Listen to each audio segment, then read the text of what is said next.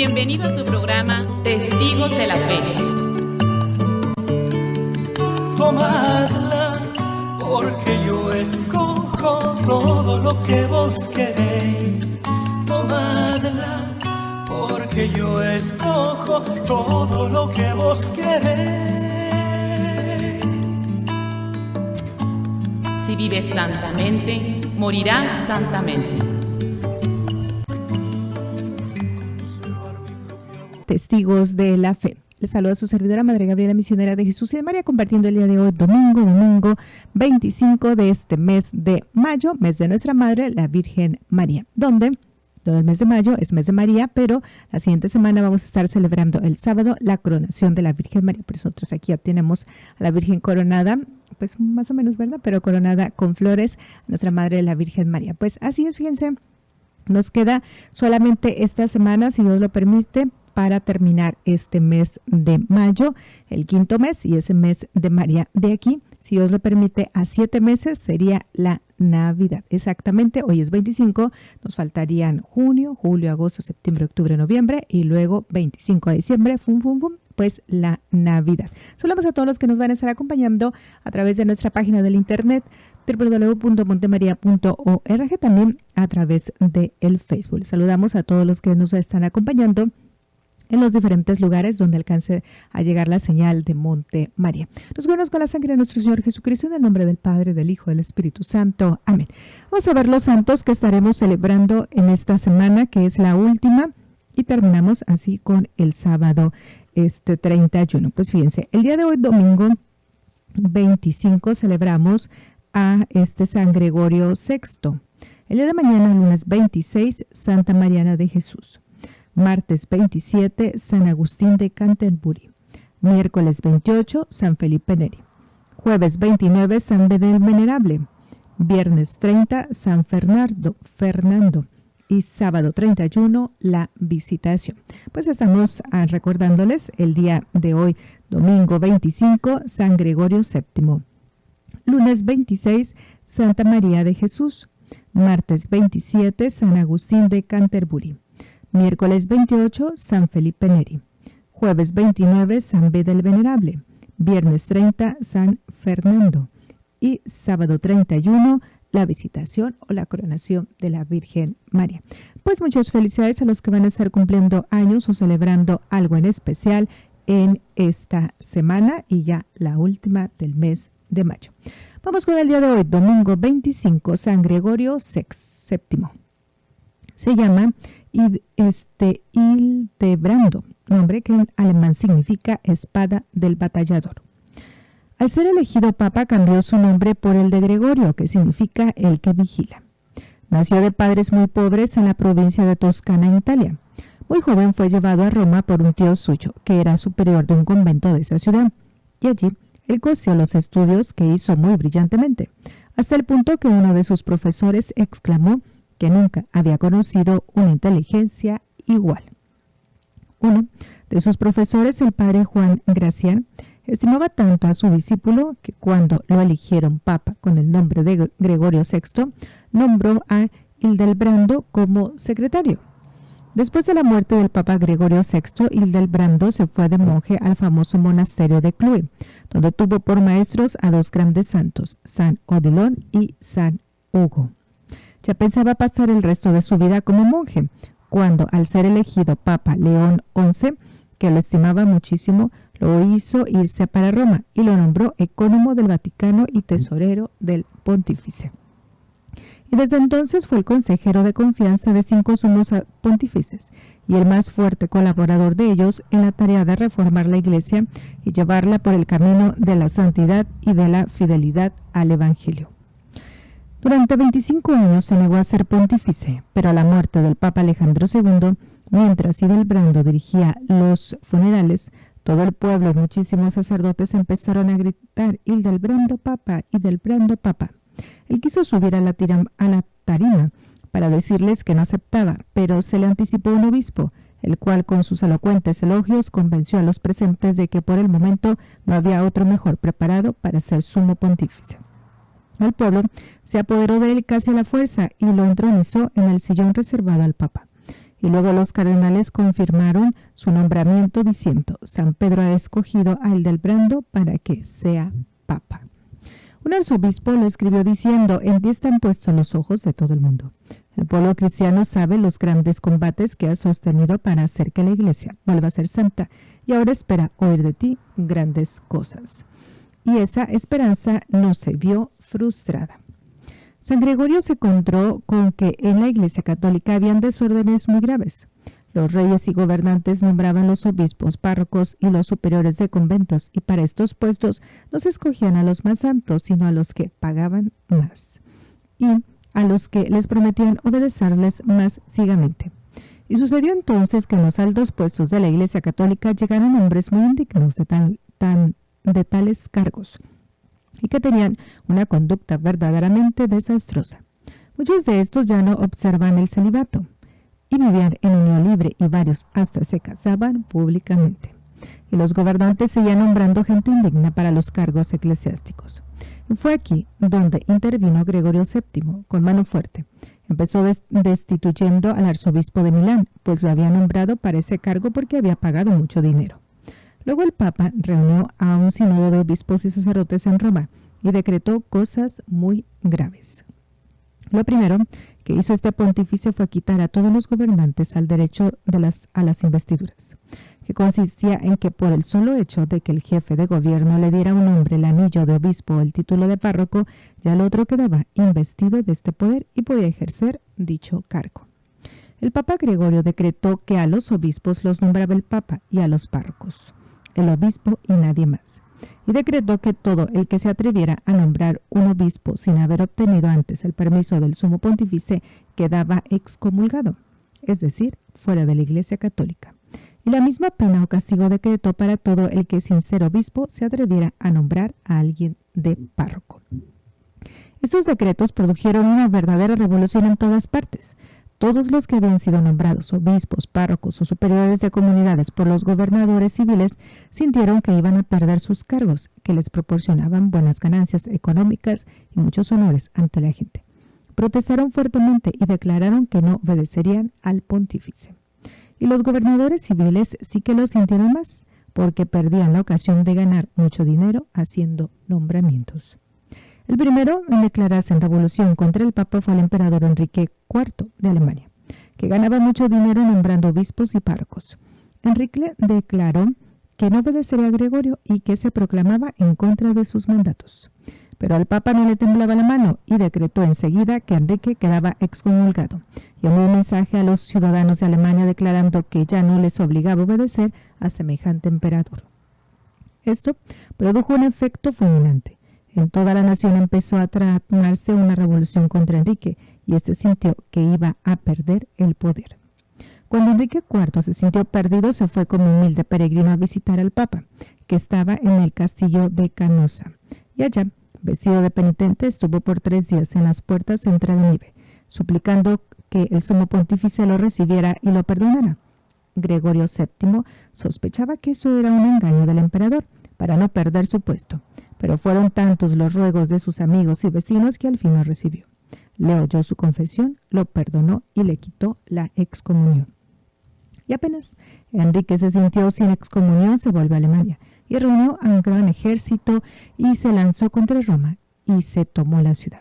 El Papa quedó encerrado en el castillo de San Angelo, pero a los pocos días llegó un ejército católico al mando de Roberto Giscarlo, lo sacó de allí y lo hizo salir de la ciudad. El Papa tuvo que irse a refugiar al castillo de Salerno. Mientras los enemigos del Santo Pontífice parecían triunfar por nuestras partes, a Gregorio le llegó la muerte el 25 de mayo del año 1855. Sus últimas palabras se han hecho famosas, fueron: he amado la justicia y odiado la iniquidad, por eso muero en el destierro. Cuando él murió parecía que sus enemigos habían quedado vencedores, pero luego las ideas de este gran pontífice se impusieron por toda la Iglesia Católica y ahora es reconocido como uno de los papas más santos que ha tenido nuestra Santa Iglesia. Un hombre prudencial que libró a la Iglesia de Cristo de ser esclavizada por los gobernantes civiles y de ser gobernada por hombres indignos. San Gregorio VII, valeroso defensor de nuestra santa religión, pídele a Dios que todos los sacerdotes y obispos sean personas valerosamente dignas y santas. Pues a él lo estamos celebrando el día de hoy, domingo 25. Vamos con el día de mañana, lunes 26, Santa Mariana de Jesús. Su nombre completo era Mariana de Jesús Paredes Flores. Nació en Quito, Ecuador, en el año 1618. Desde los 4 años quedó huérfana de padre y madre y al cuidado de su hermana mayor y de su cuñado, quienes la quisieron como a una hija. Desde muy pequeñita demostró una inclinación hacia la piedad y un enorme aprecio por la pureza y por la caridad hacia los pobres. Ya a los 7 años invitaba a sus sobrinas, que eran casi de su misma edad, a rezar el rosario y a hacer el Vía Crucis. Se aprendió el catecismo de tal manera bien que a los 8 años fue admitida a hacer la primera comunión, lo cual era una excepción en aquella época. El sacerdote que le hizo el examen se quedó admirado de lo bien que esta niña comprendía las verdades del catecismo.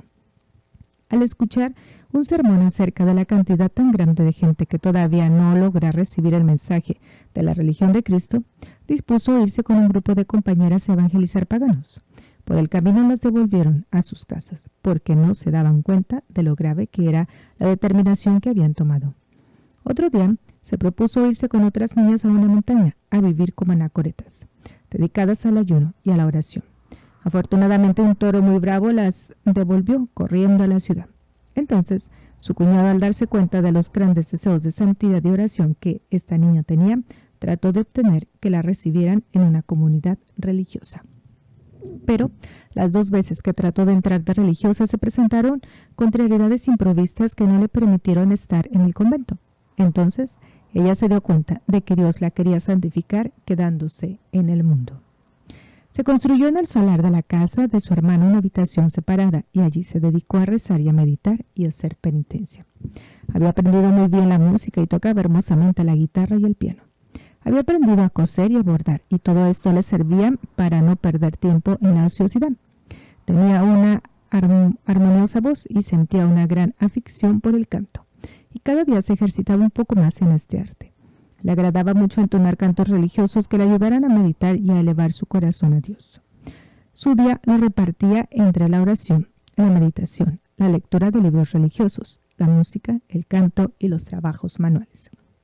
Su meditación preferida era pensar en la pasión y muerte de Jesús.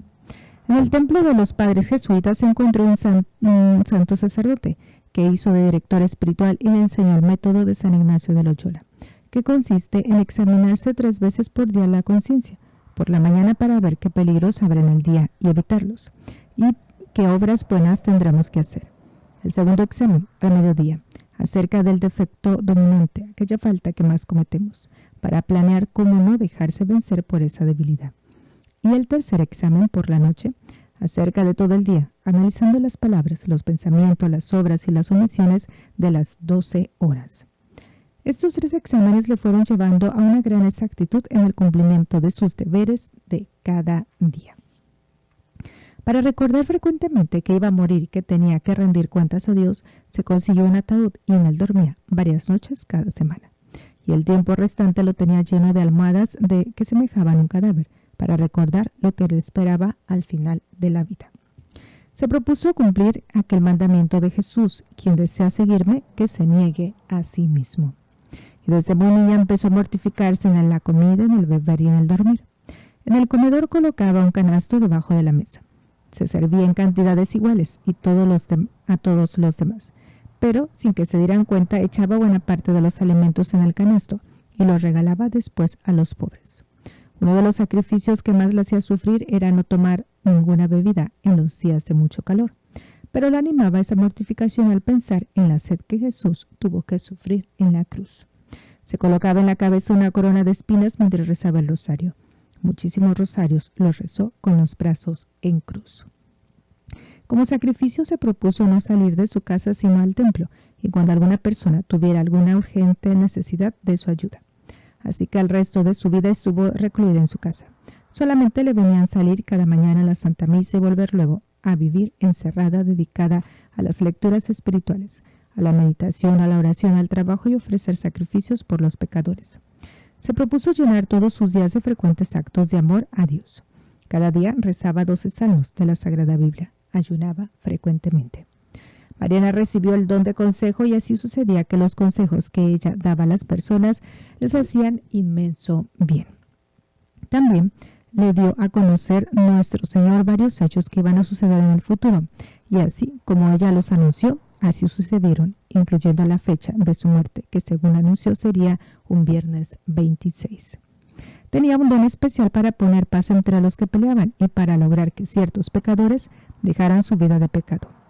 A un sacerdote muy sabio, pero muy vanidoso, le dijo después de un brillantísimo sermón: «Mire, padre, que Dios lo envió a recoger almas para el cielo y no a recoger aplausos de este suelo».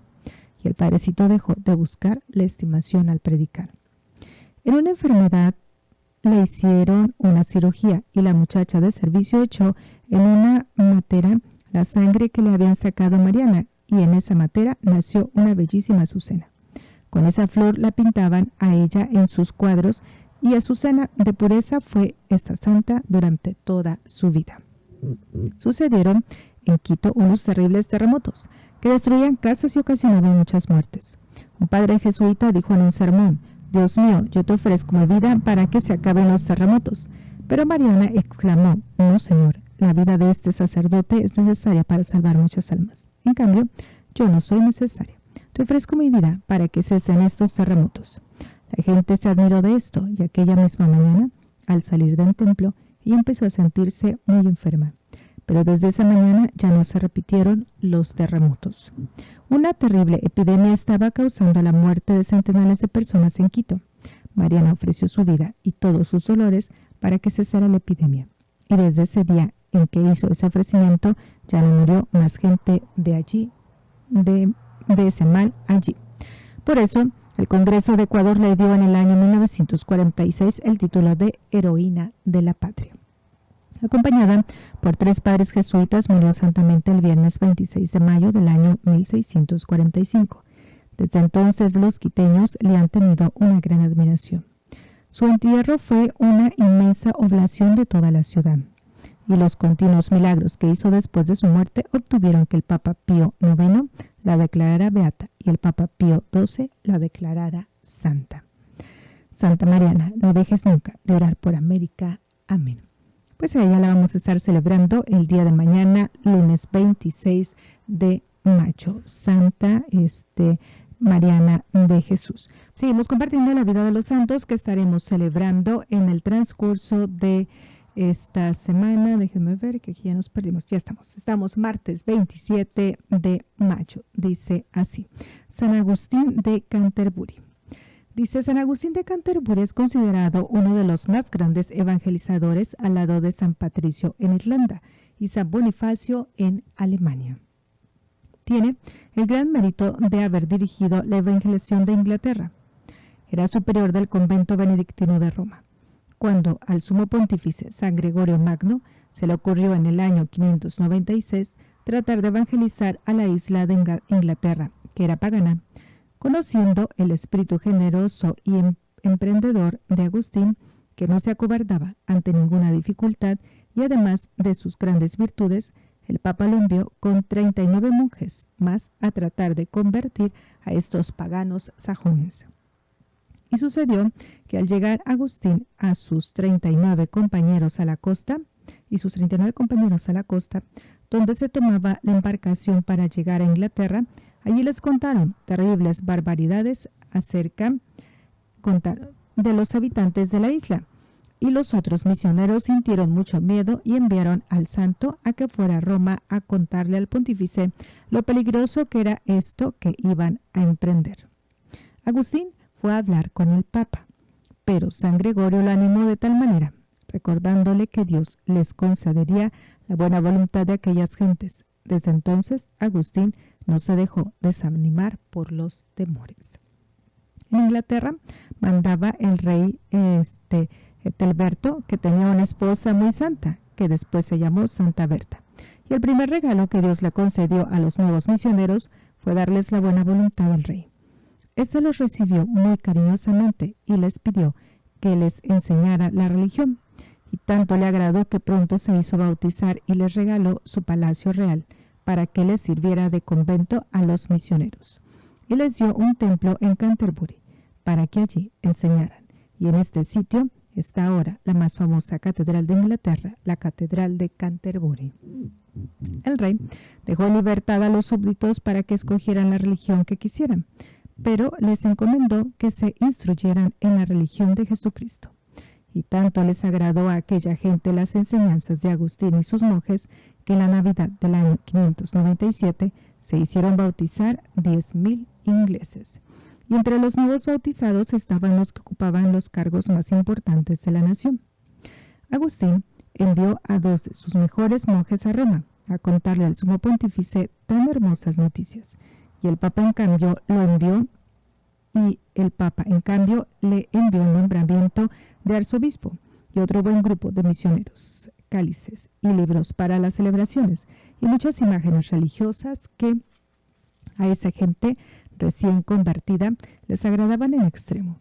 San Gregorio se alegró muchísimo ante noticias tan consoladoras y les recomendó a San Agustín un simpático plan de trabajo. San Gregorio, sabiendo que la principal virtud del obispo Agustín era la docilidad a los superiores, le envió las siguientes recomendaciones. Primero, no destruir los templos de los paganos, sino convertirlos en templos cristianos. 2. No acabar con todas las fiestas de los paganos, sino convertirlas en fiestas cristianas. Por ejemplo, ellos celebraban la fiesta de sus ídolos con grandes banquetes, en los cuales participaban todos. Pues hacer estos banquetes, pero en honor de los mártires santos. 3. Dividir el país en 3 diócesis, Canterbury, Londres y York. Nuestro santo cumplió exactamente estas recomendaciones que le produjeron muy buenos resultados y fue nombrado por el Papa jefe de toda la Iglesia Católica de Inglaterra, arzobispo primado. En las reuniones sobresalía entre todos por su gran estatura y por su presencia muy venerable, que influía respeto y admiración. San Agustín escribía frecuentemente desde Inglaterra al Papa San Gregorio a Roma pidiéndole consejos en muchas cosas importantes, y el sumo pontífice le escribía ciertas advertencias muy prácticas, como estas. Dios le ha concedido el don de hacer milagros y le ha dado el inmenso honor de convertir a muchísimos paganos al cristianismo, y de que la gente lo quiera y lo estime mucho. Pero cuidado, mi hijo, que esto no le vaya a producir orgullo. Alégrese de haber recibido estos regalos del buen Dios, pero tenga temor de no aprovecharlos debidamente. Consuélese al ver que con los milagros y la predicación logra que tantos paganos se vuelvan cristianos, católicos. Pero no vaya a creerse mejor que los demás, porque entonces le estaría robando a Dios el honor y la gloria que solo Él se merece. Hay muchos que no son santos y no hacen milagros ni hablan hermosamente. Así que no hay que llenarse de orgullo por haber recibido estas cualidades, sino alégrese mucho al ver que Dios es más amado y más glorificado por la gente. Mucho le sirvieron a Agustín estos consejos para mantenerse humilde. Después de haber trabajado por varios años con todas las fuerzas de su alma por convertir al cristianismo el mayor número posible de ingleses y por organizar de mejor manera que pudo la Iglesia Católica de Inglaterra, San Agustín de Canterbury murió santamente el 26 de mayo del año 605. Y un día como hoy fue su entierro y funeral. Desde entonces ha gozado de gran fama de santidad en esa nación y en muchas partes más. San Agustín, apóstol de Inglaterra, te rogamos por la Iglesia Católica en esta nación y en todas las naciones del mundo. Pídele a Dios que nos envíe muchos evangelizadores que sean santos, como tú. Amén. Pues lo vamos a estar celebrando el martes 27 de mayo. Vamos con el día miércoles 28, San Felipe Neri. San Felipe nació en Florencia, Italia, en el año 1515. Su padre se llamaba Francisco Neri. Desde pequeño demostraba tal alegría y tal bondad que la gente lo llamaba Felipín el Bueno. En su juventud dejó fama de amabilidad y alegría entre sus compañeros y amigos. Habiendo quedado huérfano de madre, lo envió su padre a casa de un tío muy rico, el cual planeaba dejarlo heredero de todos sus bienes. Pero allá, Felipe se dio cuenta de que las riquezas le podían impedir el dedicarse a Dios.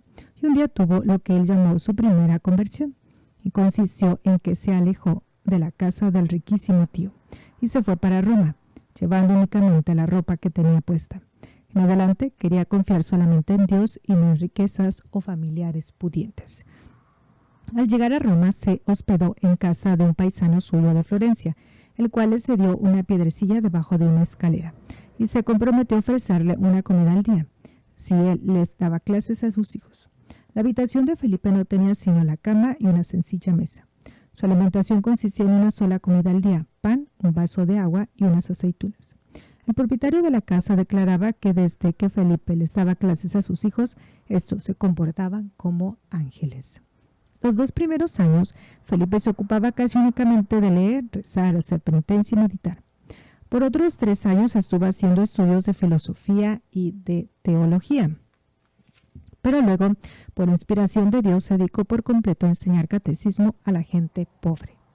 Roma estaba en un estado de ignorancia religiosa espantosa y la corrupción de costumbres era impresionantemente. Por 40 años Felipe será el mejor catequista de Roma y logrará transformar la ciudad.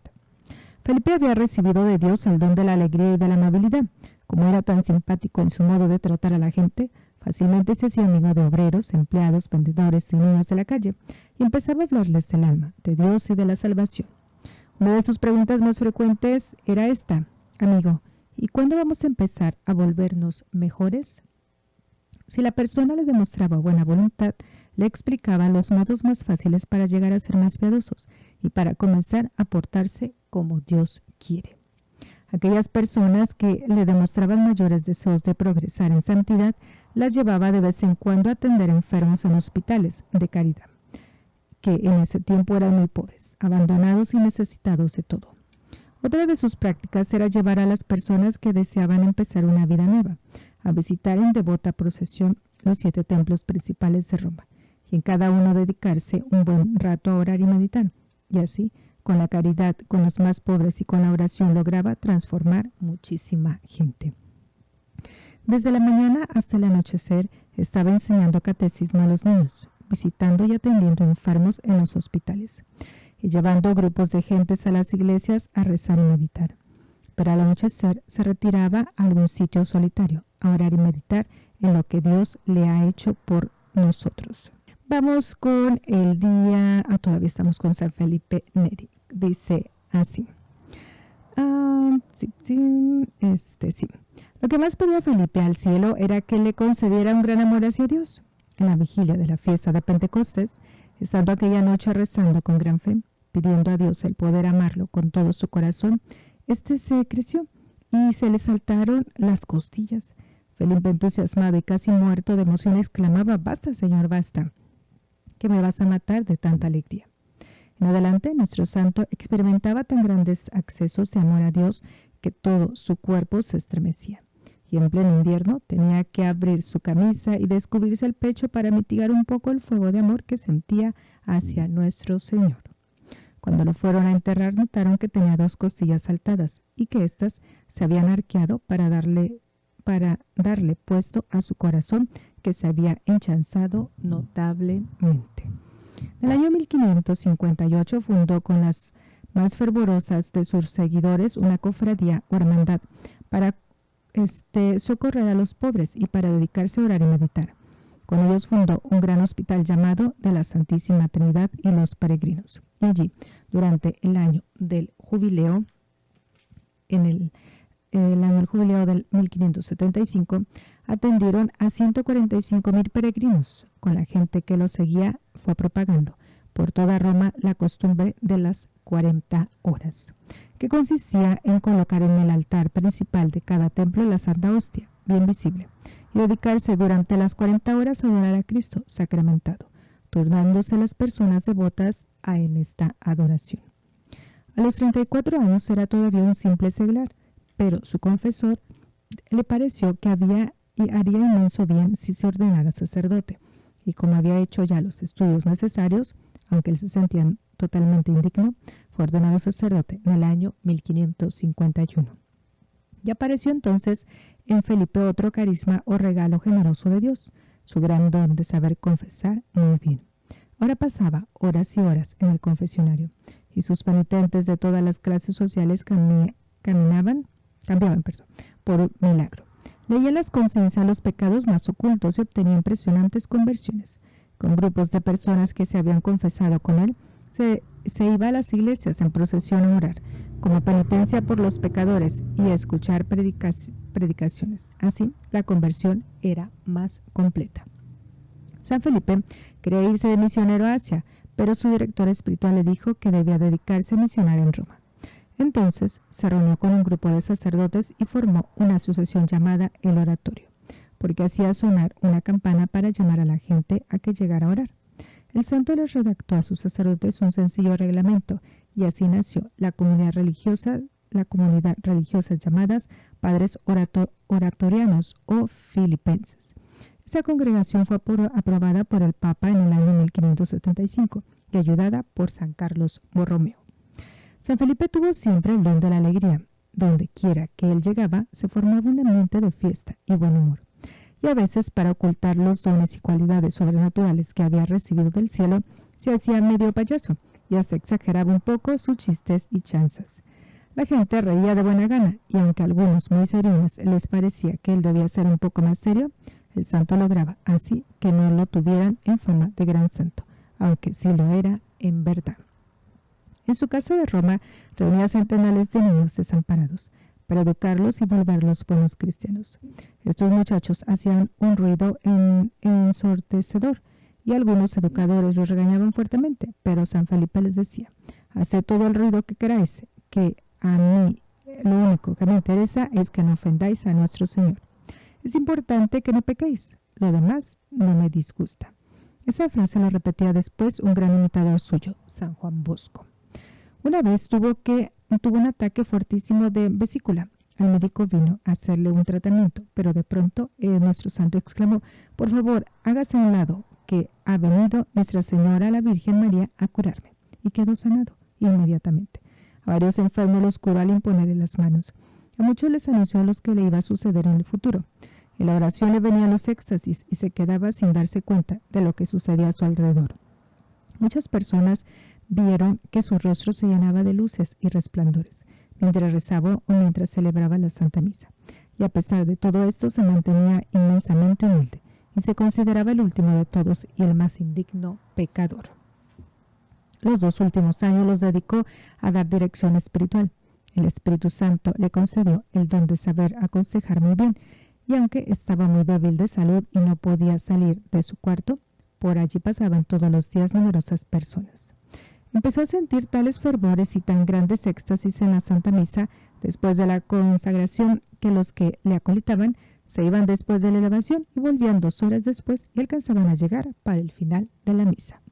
El 25 de mayo del año 1595, su médico lo vio tan extraordinariamente contento que le dijo: Padre, jamás lo había encontrado tan alegre. Y él respondió: me alegraré cuando me dijeron vamos a la casa del Señor. A medianoche le dio un ataque y levantando las manos para bendecir a sus sacerdotes que lo rodeaban, expiró dulcemente. Tenía 80 años. El Papa lo declaró santo en el año 1622 y la gente de Roma lo considera como su mejor catequista y director espiritual.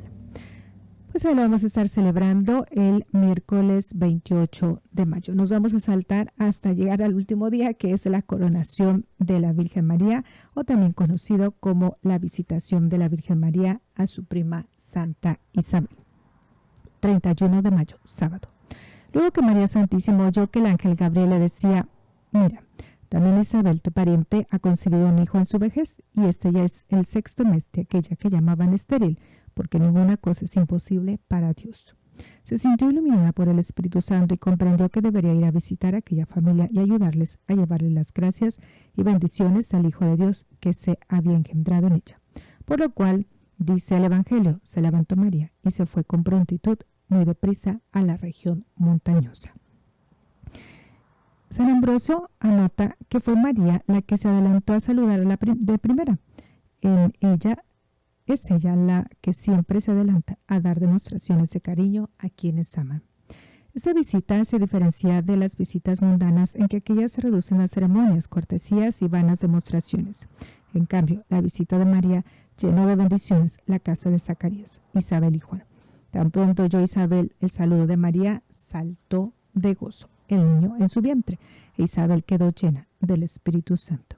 Es decir, que el niño Juan recibió una inmensa alegría al sentirse bendecido por la presencia y cercanía del Redentor, que venía en el vientre santísimo de María, y la madre Isabel tuvo la dicha de sentirse llena del Espíritu Santo. Y exclamó Isabel en voz alta: bendita tú entre las mujeres, y bendito el fruto de tu vientre. ¿De dónde a mí, que la madre de mi Señor venga a visitarme? Apenas llegó a mis oídos la voz de tu saludo, saltó de gozo el niño en mi vientre. Isabel le dijo aquel día a María lo que todos los días le decimos ahora a nosotros en nuestra oración: bendita tú entre todas las mujeres, y bendito es el fruto de tu vientre, Jesús. Y en aquel momento, al ser llena del Espíritu Santo, Isabel recibe el don de profecía y le anuncia a la Madre de Dios algo muy hermoso que le va a suceder. Dichosa tú, porque has creído, porque se cumplirán en ti todas las cosas que te ha dicho el Señor. Por medio de la visita de María llevó Jesús a aquel hombre muchos favores y gracias. El Espíritu Santo, Isabel, la alegría de Juan, el don de profecía. Son los primeros favores que conocemos que haya hecho en la tierra el Hijo de Dios encarnado. San Bernardo dice que desde entonces María quedó constituida en canal inmenso, por medio del cual la bondad de Dios envía hacia nosotros las cantidades más admirables de gracias, favores y bendiciones. En la Santa Biblia, los que reciben mensajes de Dios se dedican a ayudar a los demás. María recibió el mensaje más importante que Dios haya enviado a la tierra, el de la encarnación del Redentor en el mundo, y enseguida se fue a presentar servicios humildes a su prima Isabel. No fue como reina y señora, sino como sirvienta, cocinera, mandadera. En ella sí que se cumplirá aquel anuncio de Jesús: quien se humilla será enaltecido. María, en la visitación, es servidora de la caridad a domicilio. Nuestra Señora de los Servicios Domésticos dice: este fue el primero de los numerosos viajes de María a ayudar a los demás. Hasta el final de la vida en el mundo, ella estará siempre viajando para prestar auxilio a quienes lo estén necesitando.